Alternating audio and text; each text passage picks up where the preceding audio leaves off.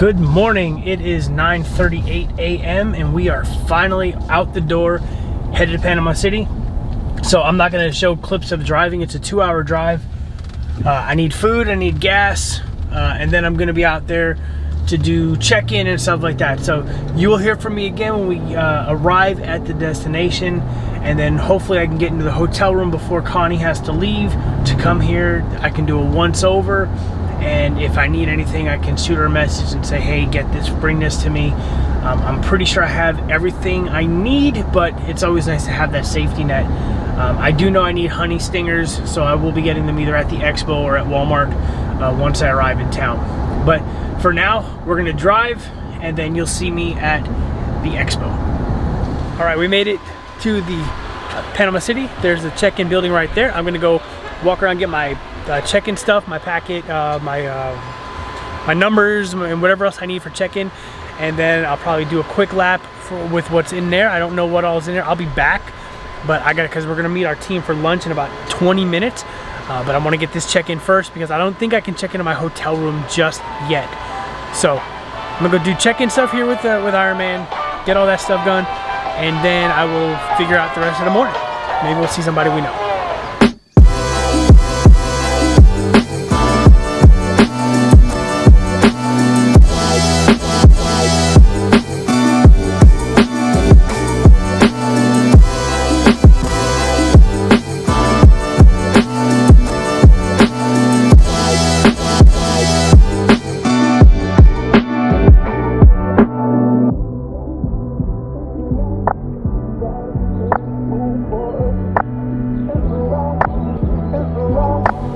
Okay, that was about as uneventful as it gets. Literally walked in, check in, grabbed my stuff, and checked out.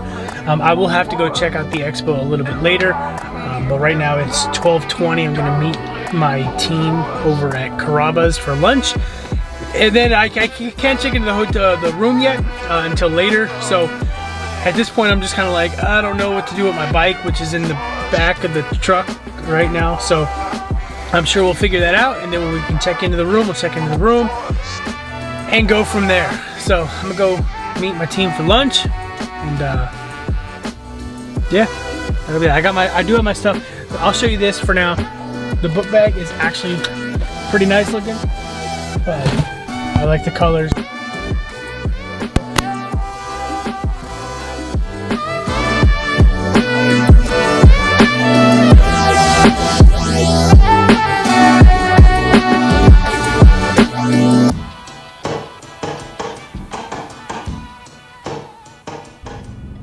Right, lunch is over. Had a nice big bowl of spaghetti and meatballs at Carrabba's. So now it is 2 o'clock exactly. I'm gonna head to the hotel to see if, to see if I can get in the room even an hour or two early, just so I can get my bike set up, so I can get all the stickers on the bike and the helmet, get unpacked before Connie has to come down. And then I've got to I'm gonna try to get in the water for a little bit, test out the water. I brought extra swim trunks to do that. And I might get a little bit of a run, but I'm probably not going to hit the bike today. And Dom and Hale know that. I literally just had lunch with them, so it is what it is. But we are ready to go. And then once I get the bike checked in, I'll probably walk over to Expo and get the couple things that I always get every race and move on from there. So I will clue you guys in when I get back to the room, and we'll go over the whole race nutrition itinerary plan and what everything's gonna happen with, how everything's gonna happen. So I'll see you back at the room. All right, so showered, ready to go. I'm gonna run to the store, gonna grab some food. But here's my layout for tomorrow. Starting with here, we have the one-piece Tri-Posse triathlon kit, swim cap with 1229, and goggles. That's it. It's probably not gonna be wetsuit legal, so no wetsuit required. Although, wetsuit is over there in that pile. Right, transition. When we come in, we got the bike shoes with paper and they're drying out. I got gloves, just because when I sweat, it's easier to grip the handlebars. Helmet, sunglasses, easy day right there. For nutrition, I'm gonna have those 3 bottles right there with base hydro in it, each bottle with 2 scoops. And I might even put an extra scoop or 2 of salt in each bottle. Transition. Got my Hoka running shoes, running socks, my number belt, 1229, and then I'm gonna go with the trucker hat. I'm also gonna bring this extra vial of salt. I only put a few scoops in, but there's extra salt in there. And for hydration, I'm gonna put that 20-ounce bottle, and I'm gonna put a couple scoops of base salt in there. Unless I have extra hydro, then I'll put hydro in there instead. In between transition, I have, next to the hydro, I have this Gatorlyte electrolyte drink. I'm gonna drink half of that in T1, the other half in T2. But before the race, I've got my bagels for breakfast, and I'm gonna drink one with the lemon lime Gatorlyte 0 calorie, just because. And then for nutrition on the bike, I'm gonna do my rice. I've got chicken broth in the refrigerator as well, and I'm going to the store in a little bit to get honey stingers and chews because they didn't have any at the Expo in the flavors that I would want. So that's tomorrow. I'm ready to go. I tested the water was good. Here's my workouts for the day. I put the run and the bike, or the run and the swim up on the board. I didn't get a chance to do the bike, but I'm going to end this clip now, and you'll see whatever I get a chance to show you tomorrow. So I'll see you on race day, or after race day, when I talk about how I think I did. So 5th floor, and we are overlooking the swim start right there. The buoys are all in place. Now they're going a little wonky right now, and that's fine. That one right there, I don't even know, but that one right there is the turn. You swim all the way over to that one, and then come on back in to the swim exit right out there. So we got a decent room, really good room. They got some jet skis ready to go. Obviously the water is not exactly perfectly calm, but it was this morning. So we're hoping that tomorrow morning it is still calm. Usually in the morning it's a little more calm than during the day. Now I'm gonna go back inside, and we're gonna talk about the bike setup. So right now the only thing I have is, I have stickers on the bike, and I'm gonna go, like I said, I'm gonna go turn the bike in a minute. There's no bags with a 70.3, so your transition is literally the space you get in front of you. So your bike, I'm gonna have a towel, my shoes, and just like I did in some of my training runs, where I have everything kind of just laid out neatly, so that once I take my bike off the rack, I can go put my bike back on the rack and everything's still right there. But my stickers are on the bike. We're supposed to be the only two that I have. This one goes on the frame, this one goes on the bike stem. I could have put it here or in the front. I put it under the seat. It doesn't matter where it is really. It's as long as it's under the bike. I got my swim cap right here and my racing bib, 1229. And then this is the free shirt they give you that at registration. So I got that. Like I said, I got this. The book bag looks pretty decent, right? I like the color of it. Pretty nice book bag. That's that. So I still have all my clothes downstairs in the car. I am parked right in front of the finish line. So when I get the bag, I will show you what the finish line is. But essentially that's it. It's your standard race. I'm gonna go turn my bike in because I still have to do a quick swim and a run. I may not get a whole 20 minutes. I may just get 5 or 10 just to kind of test the water, and that's that. But it's 2:45. I gotta move. I got shit to do, and then I'm gonna bring my clothes up and get situated. And once I bring my clothes up and lay everything out somewhere, I will show you. I will quickly go over everything I have for the race, which you've seen in Chattanooga, you saw in St. George. It's pretty standard, and that's that. So let me go turn my bike in, and I'll be back. All right, so she is racked. I had to change the sticker to the front, but she is racked, ready to go. Now this is gonna be my transition area, so I'm gonna have to put all my stuff right in here just to get ready to go. But essentially that is it. Let's just take a couple pictures, prove that it's there, and let's go. Got my timing chip, and I knew that was gonna happen. Looks like Sam Long's already racked, ready to go. This little yo bike. That's a nice bike. Shits are expensive. That one is ridiculous.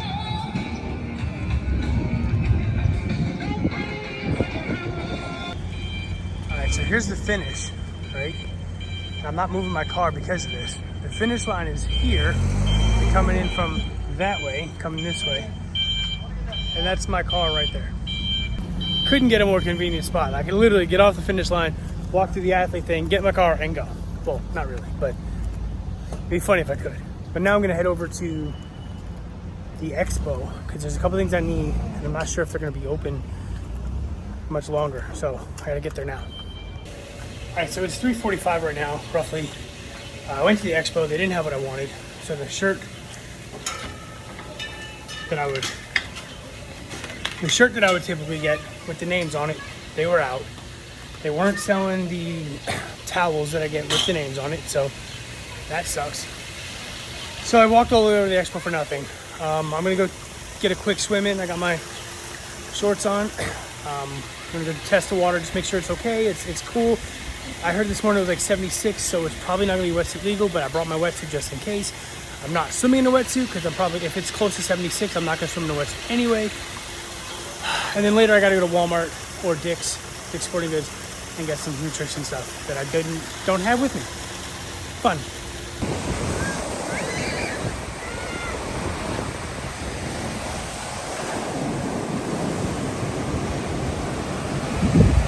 Yeah, we're gonna test that water.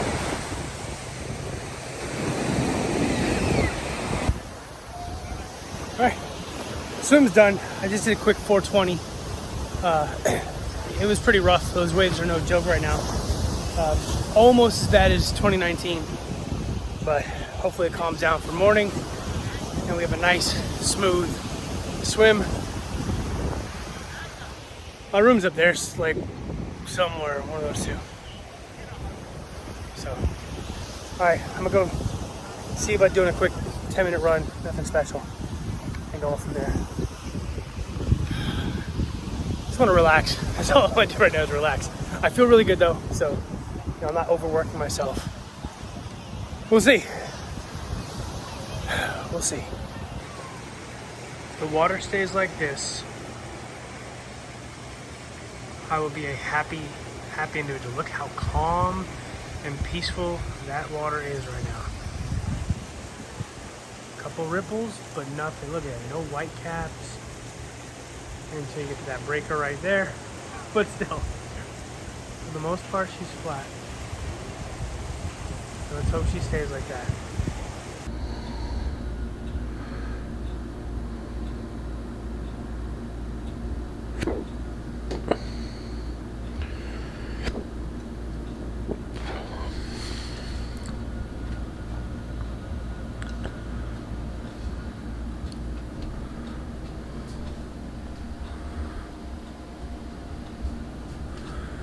I'm the only one up right now.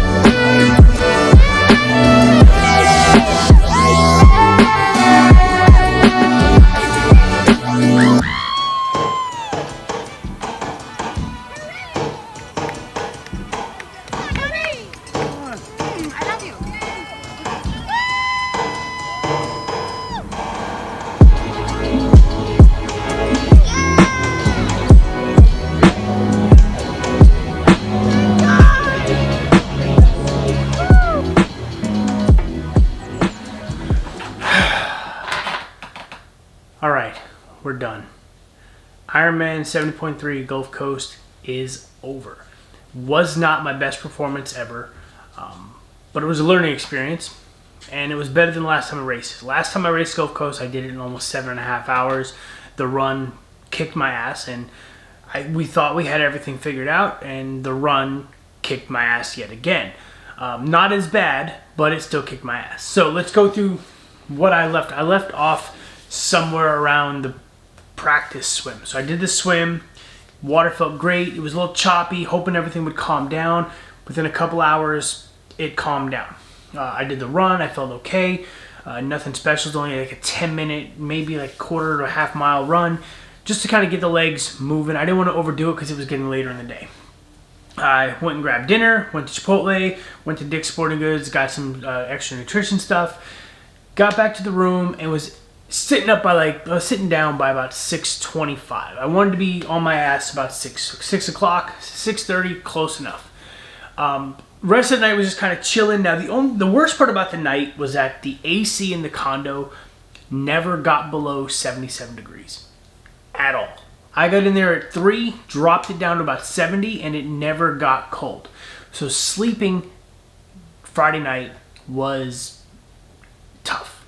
I'm not going to say it's impossible because I did manage to get some sleep, but I did not get a lot of sleep. Saturday morning, Friday night, Connie and the girls got there around 8:30, 8:45, got settled in just in time to say, okay, 10 o'clock bedtime. So in bed by 10, pretty solid time to be in bed. Woke up, finally got out of bed around 3:30, went up. I was the only one awake. Nobody else got up with me, which I'm not surprised at. Ate breakfast, got all my stuff out, got my bag packed to bring down to transition. And that was that. I was out the door by about 4:15, 4:20, went down to transition, which was not far away. It was in the same parking lot. Set my bike up. Everything was ready to go. Nutrition on the bike, helmet. I wasn't missing anything. Tires pumped up. Feeling really, really, really, really good. Swim start. Cool. We get in the water just before 6 o'clock. I think it was like 5:58 was when I got in the water. It was a little choppy because there was a storm the night before, like in the middle of the night. Apparently I didn't hear that. There was a lot of chop to the point where I couldn't, every time I would go to sight to see the next buoy, I couldn't see the buoy. So like I had to like look like 4 or 5 times and hope to see a buoy. And end of the day, I resorted to sighting off of the paddle boards or canoes and the rest of the people that were swimming in hopes I was going close enough to where I could see them. I swam fairly straight. Like here's what I swam. It wasn't too bad. My goal was 155 per 100 pace, and I hit a 155 per 100 pace. So swim I was off by about 2 minutes because I did swim longer than 2,100 and change. I did like 2,200, almost 2,300 yards, but open water swim you expect to be inaccurate a little bit. I don't ever swim in just like a perfectly straight line. That would be really tough to do. Yeah, the worst part about the water though, about 250 yards in, I feel a little sting. I thought maybe it was in my head, so I kept on going because jellyfish in Florida do exist. A couple miles, I felt something hit my hand. I was starting to feel like some weird stuff. So I looked down in the water for a brief second, and it's just a forest of jellyfish. Like you're swimming through this jellyfish colony, right? So that kind of sucked. That with the chop was just horrible. Like the whole way, one jellyfish kissed me on the nose. I didn't love it, but it was what it was. Surprisingly, though, it didn't break my stride because I knew I had to keep going at this point. So I just kept on going. I knew I was going to suck it up because if I was swimming through it, everybody else was swimming through it, and that was that. Got out of the water, good time. Transition was a little slow. I think it was supposed to be like 3 minutes. I ended up doing, it should have been probably closer to 3.5 minutes. I didn't actually switch my Garmin off until about a half mile into the bike ride. So my Garmin says about 6 and change. The race, I think, says a little over 3 minutes. So not too bad. Got on the bike. Funny thing, about a mile and a half into the bike, I'm looking, I see ambulances on the side of the road. Normally that's not a good thing to see during a triathlon on the race course. They were putting a body under a sheet. So I'm like, damn, there's a fatality at 7:30 in the morning in Panama City Beach. Kept on going. Now I was going off of feel with this bike because I didn't have a power meter because my power meter broke. That I have to start a ticket with Quintana Roo because that's where I bought the power meter from as an add-on with the bike. So I didn't use my bike computer. I went to use my watch, but my watch wasn't set up to show me speed.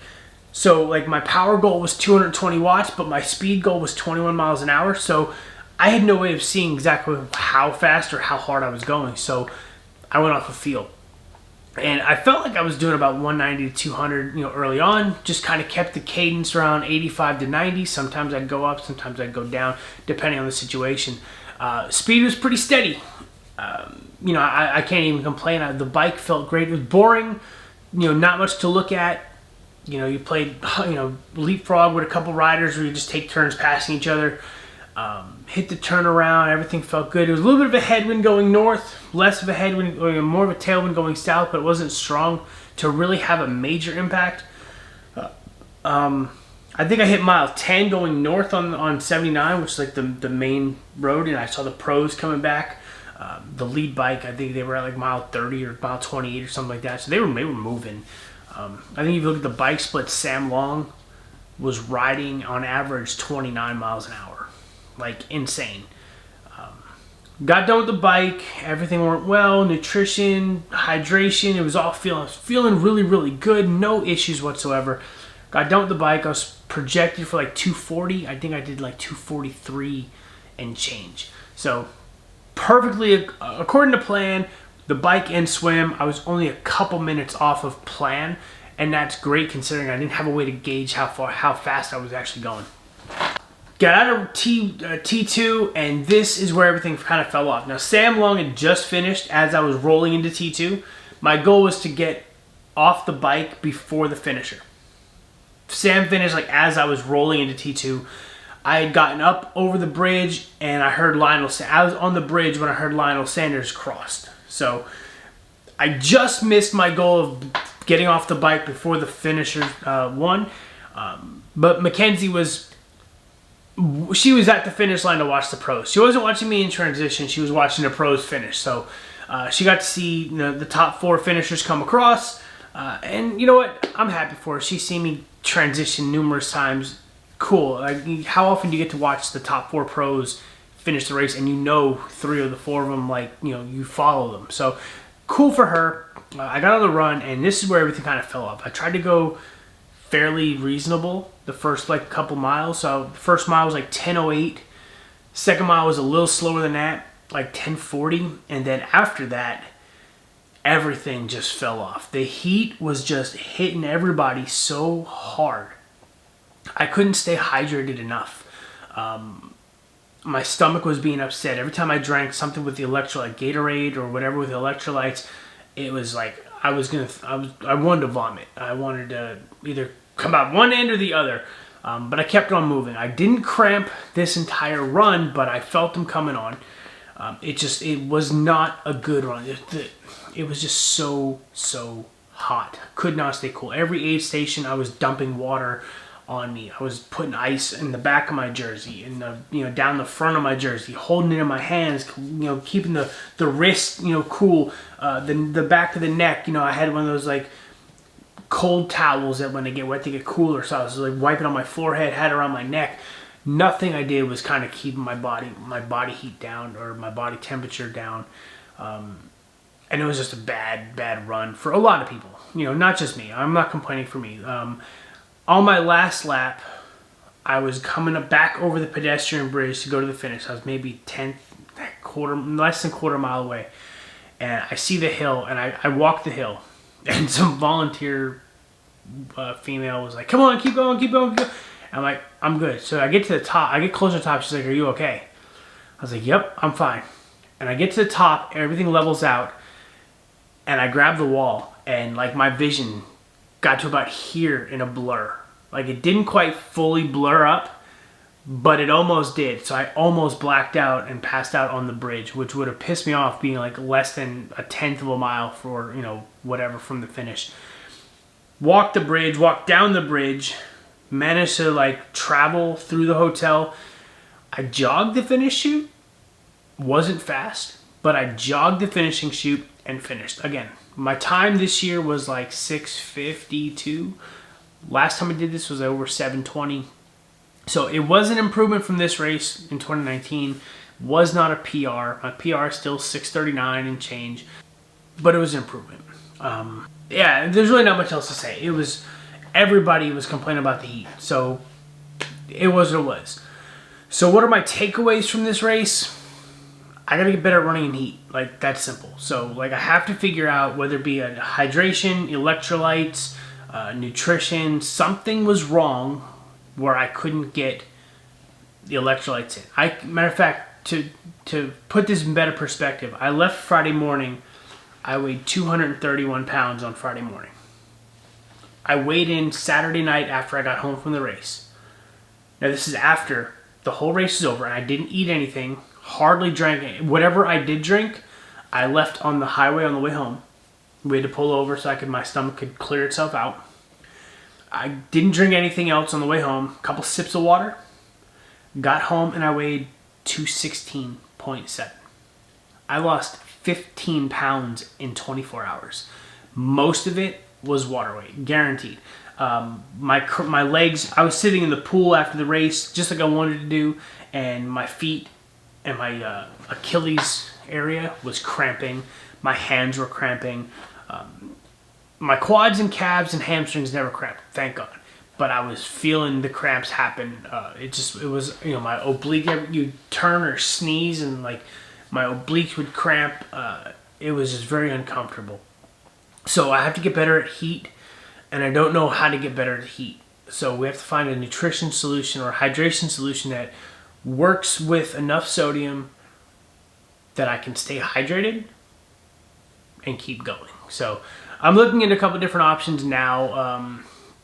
Base on the bike is probably still going to be my go-to just because it worked on the bike. It was great on the bike. I wasn't sick of it, but it was just on the run. How do I get better hydration on the run, especially in the heat? So if my next race is going to be Ironman Texas, that's going to be a big, big deal. So Ironman Texas, as long as I can get 13 miles in and refuel 13 miles later, that'll be good. But that's the big takeaway, is that's what I have to get better at. It's not a matter of I suck. It's a matter of, because I was on pace to get a 5:30 race. The run killed me. So that's that. Now, as far as videos go with this channel, you're not going to see videos for a while. Not because I don't want to make videos or I'm bored making videos. The next 4 weeks are going to be insane. We have to pack the house. Gigi has her band trip to Orlando. The following week, I have a work trip to Atlanta. We have 1 week where we're home, packing the house, and then June 15th we leave. Now, today is May 15th. That means we have a month until we're officially out of San Antonio, and technically we don't even know if we have a house yet in San Antonio. We don't know if we're moving into our house or if we're moving into an apartment or a rental, or we don't know yet. There's still a lot of things up in the air that we have to figure out, and we have a month to do it. So, not going to see any videos from now, but the next phase of training for me is not endurance focused, it's body composition. So, we need to lean out. I know that's a focus. I have not focused on that in years, even though I've wanted to. I haven't taken an off season since 2020. So now we're going to take an off season. We're going to take at least 4 months where I am just focused on me, right? I'll still be running a couple days a week, 30 to 60 minutes, nothing major. But then we're going to roll that right in, by September, we should be rolling into marathon training, which is going to roll right into Ironman Texas training. So for a while, the marathon's not until January, so for a while this year, I have nothing else to train for. It's just, let's get situated in Texas.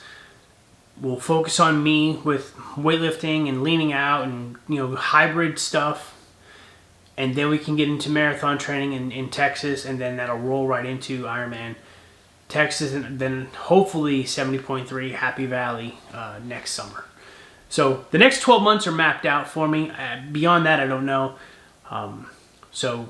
But between now and September, you're probably not going to see a video. You probably won't see a video until we get situated or, Chasing Kona starts. I might throw up a short every now and again, just to kind of see what's up, what that does. But for the most part, no more videos until I get into a settled routine. So, but anyway, here's the medal.